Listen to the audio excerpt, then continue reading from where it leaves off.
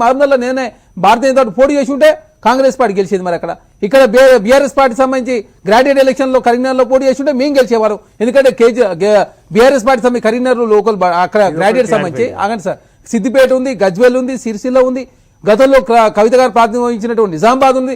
North తెలంగాణలో BRS party బలంగా ఉంటుందని చెప్పారు. మరి ఎందుకు పోటీ చేయాలి మరి మీరు? అంటే కాంగ్రెస్ పార్టీ ఓడవడం కోసం బీఆర్ఎస్ పార్టీ కరీంనగర్లో పోటీ చేయదు, మహబూబ్నగర్లో కాంగ్రెస్ పార్టీ ఓడవడం కోసం భారతీయ జనతా పార్టీ పోటీ చేయదు.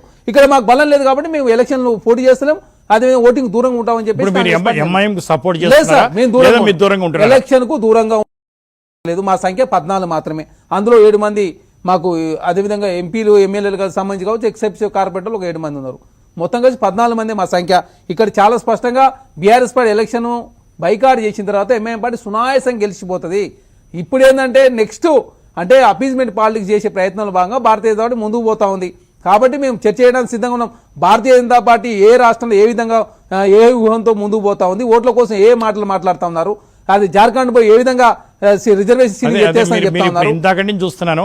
భారతీయ జనతా పార్టీని మాట్లాడుతున్నారు కానీ ఎంఐఎం ఏమంటలేదు.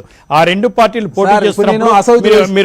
మీరు ఎంఐఎం పార్టీ ఔరంగాబాద్ లో ఏం మాట్లాడింది, ఎంఐఎం పార్టీ బీహార్ లో ఏం మాట్లాడింది, ఎంఐఎం పార్టీ నిర్మల్ ఏం మాట్లాడింది, ఎంఐఎం పార్టీ మిగతా దగ్గర ఏం మాట్లాడుతుంది, దాన్ని మాట్లాడరు మీరు.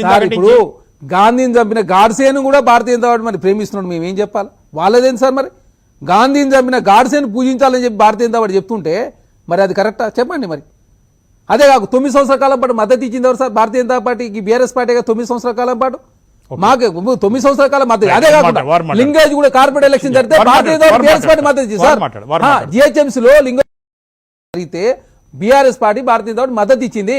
9 సంవత్సరాల కాలం పాటు రాష్ట్రపతి, ఉపరాష్ట్రపతి, రాష్ట్ర వైస్ చైర్మన్, జీఎస్టీ, డిమానిటైజేషన్ అన్ని బిల్లులకు మద్దతు ఇచ్చింది బీఆర్ఎస్ పార్టీ కదా.